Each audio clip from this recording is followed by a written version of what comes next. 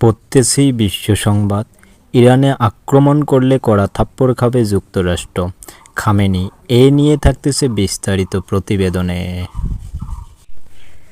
গাজায় ৩ দিনে ২০০ শিশুকে হত্যা করেছে ইসরায়েল, এ নিয়ে থাকতেছে বিস্তারিত প্রতিবেদনে। উত্তাল তুরস্ক, চাপে এরদোয়ান, এ নিয়ে থাকতেছে বিস্তারিত প্রতিবেদনে। শিক্ষা দপ্তরই তুলে দিচ্ছে ট্রাম্প, এ নিয়ে থাকতেছে বিস্তারিত প্রতিবেদনে।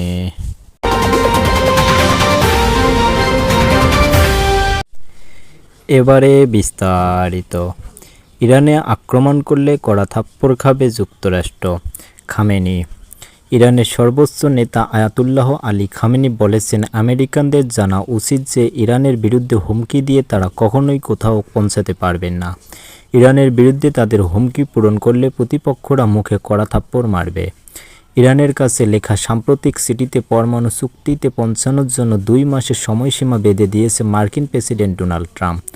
অন্যথায় দেশটির পরমাণু স্থাপনার বিরুদ্ধে সামরিক আগ্রাসনের সম্ভাবনা বেড়ে যাবে বলে হুমকিও দিয়েছেন। খামেনি বলেন, মার্কিন কর্মকর্তাদের জানা উচিত ইরানের বিরুদ্ধে হুমকির ভাষা ব্যবহার করে তারা কিছুই অর্জন করতে পারবে না। তিনি সতর্ক করে বলেন, তাদের ইরানি জাতির বিরুদ্ধে কোনো খারাপ কাজ করা থেকে বিরত থাকা উচিত, অন্যথায় তারা ভয়াবহ পরিণতি ভোগ করবে। শুক্রবার তেহরানের ইমাম খামেনি কমপ্লেক্স সমাজের সকল স্তরের মানুষের সম্বোধন করে খামেনি আরও বলেন, শত্রুরা ইরানিদের ইসলামী শিক্ষা থেকে দূরে রাখার জন্য একটি মনস্তাত্ত্বিক যুদ্ধ চালাচ্ছে, কিন্তু কোনো লাভ হয়নি। গত 4 বছরে ইরানের পরমাণু কর্মসূচি অনেক এগিয়ে গেছে। দেশটি আগের যে কোনো সময়ের চেয়ে এখন পারমাণবিক অস্ত্র তৈরির কাছাকাছি আছে। আন্তর্জাতিক আণবিক শক্তি সংস্থার মতে ইরানের 60% সমৃদ্ধ ইউরেনিয়াম 6টি পরমাণু বোমা বানানোর জন্যই যথেষ্ট। তবে ইরান পরমাণু অস্ত্র তৈরির আগ্রহের কথা অস্বীকার করেছে। 2 সপ্তাহ আগে ফক্স নিউজের মারিয়া বোর্তোয়ামকে দেওয়া এক সাক্ষাৎকারে ট্রাম্প জানান, তিনি সরাসরি আলোচনার প্রস্তাব দিয়ে ইরানি নেতাকে একটি চিঠি পাঠিয়েছেন। এর একদিন পর ট্রাম্প হুমকি দিয়ে বলেন, যুক্তরাষ্ট্রে ইরানের সঙ্গে শেষ মুহূর্তে পৌঁছেছে, আমরা তাদের পারমাণবিক অস্ত্র অর্জন করতে দিতে পারি না, খুব শীঘ্রই কিছু একটা ঘটতে যাচ্ছে। ট্রাম্পের দূত স্টিভ উইটকফ কয়েকদিন আগে আবুধাবিতে সংযুক্ত আরব আমিরাতের প্রেসিডেন্ট মোহাম্মদ বিন জায়েদের কাছে এই চিঠি পৌঁছে দেন।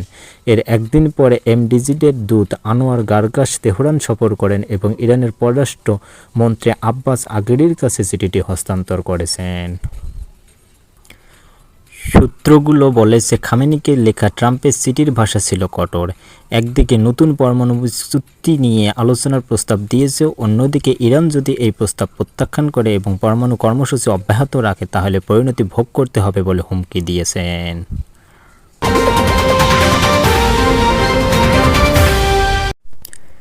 গাজায় 3 দিনে 200 শিশুকে হত্যা করেছে ইসরায়েল। গাজায় গত মঙ্গলবার থেকে ইসরায়েলি বাহিনীর হামলায় কমপক্ষে 600 মানুষ নিহত হয়েছে। এদের মধ্যে 200 জন শিশু রয়েছে বলে জানিয়েছে জাতিসংঘের বিশেষ সংস্থা ইউনিসেফ। স্থানীয় স্বাস্থ্য মন্ত্রণালয়ে প্রকাশিত সর্বশেষ তথ্য অনুসারে ইসরায়েলি বাহিনী বৃহস্পতিবার গাজা অঞ্চলে সেনা মোতায়েন বাড়িয়েছে। এর জবাবে ফিলিস্তিনি গোষ্ঠী হামাস প্রথমবারের মতো গতকাল সীমিত রকেট হামলার মাধ্যমে প্রতিক্রিয়া জানিয়েছে। বুধবার রাতে এবং বৃহস্পতিবার ভোরে ইসরায়েলি বিমান বাহিনী গাজায় একাধিক স্থানে বোমা হামলা চালিয়েছে, যার ফলে কমপক্ষে 95 জন নিহত এবং 130 জনেরও বেশি আহত হয়। স্বাস্থ্য মন্ত্রণালয়ের মতে এখন পর্যন্ত ইসরায়েলি হামলায় নিহত 600 জনের বেশিরভাগই উত্তর গাজা এবং রাফা প্রদেশে রেকর্ড করা হয়েছে। মঙ্গলবার থেকে শিশু, নারী এবং বয়স্কদের মৃত্যুর হার মোট নিহতের 70% ছাড়িয়ে গেছে। সোশ্যাল মিডিয়ায় প্রকাশিত এই সাম্প্রতিক ইসরায়েলি বোমা হামলায় একটি ভিডিওতে দেখা যাচ্ছে একজন বাবা তার 2 বা 3 বছরের মৃত ছেলেকে কোলে ধরে আছেন। তিনি বলেছিলেন, সে ছিল আমার একমাত্র ছেলে, সে তার বন্ধুদের সাথে খেলছিল। এসব বলতে বলতে লোকটি আর্তচিৎকার করেছিলেন। গাজায় 3 দিনের ইসরায়েলি আক্রমণে শত শত নিহতের মধ্যে জাতিসংঘের ফিলিস্তিনি শরণার্থীদের জন্য ত্রাণ ও কর্মসংস্থান এর 5 জন কর্মী রয়েছেন। এর পরিচালক ফিলিপ লাজ্জারিনি এ তথ্য জানিয়েছে।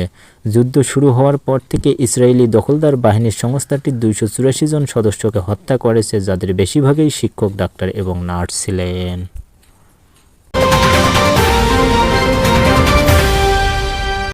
উত্তাল তুরস্ক, চাপে এরদোয়ান।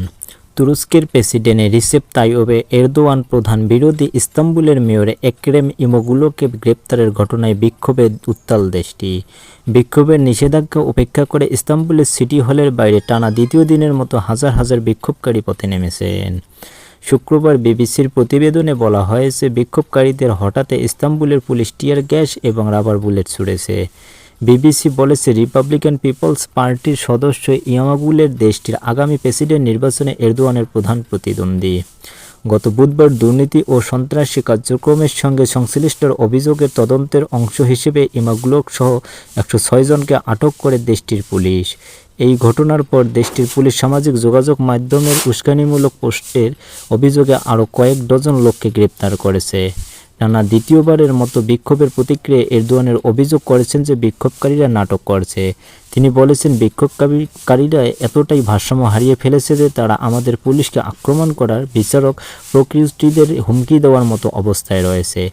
এদিকে সিএইচপির নেতার গুজবের ওজেল বিক্ষোভকারীর উদ্দেশ্যে বলেছেন, জনগণের বিক্ষোভ করার অধিকার আছে, সরকার একটি চেষ্টা চালাচ্ছে বলে অভিযোগ করেছেন তিনি। তুরস্কের স্বরাষ্ট্রমন্ত্রী আলী ইয়াকিবা জানিয়েছেন, বৃহস্পতিবার সকালে এক ঘোষণায় বলেছিলেন, পুলিশ অনলাইন 261টি সন্দেহভাজন অ্যাকাউন্ট ম্যানেজার চিহ্নিত করে যারা হিংসা, বিদ্বেষ ছড়াতে এবং অপরাধ করতে উস্কানি দিতে কন্টেন্ট পোস্ট করছে। বৃহস্পতিবার ইমামোগুলের এক্সে একটি বার্তা পোস্ট করা হয়। পোস্টে তুরস্ককে জাতি হিসেবে মন্দ কাজের বিরুদ্ধে দাঁড়ানোর আহ্বান জানানো হয়েছে। সেই সঙ্গে দেশটির বিচার বিভাগ এবং এরদোয়ানের দলের সদস্যদের অন্যায়ের বিরুদ্ধে লড়াই করার আহ্বান জানানো হয়। ইমামোগ্লু বলেছিলেন, সময় এসেছে কথা বলার। এর আগে বার্তা সংস্থা এপির প্রতিবেদনে বলা হয়, জনপ্রিয় বিরোধী নেতা ইমামোগ্লুর আটকের ঘটনা গণতন্ত্র নিয়ে তুরস্কে উদ্বেগ আরও বাড়িয়ে তুলেছে। এর জেরে ইস্তাম্বুল সহ অন্যান্য শহরে বিক্ষোভ চলছে।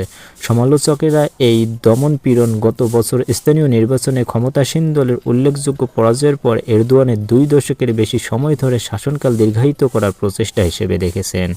তবে নতুন এই বিক্ষোভের ফলে এরদোয়ানের চাপ পড়েছে বলে প্রতিবেদনে বলা হয়েছে।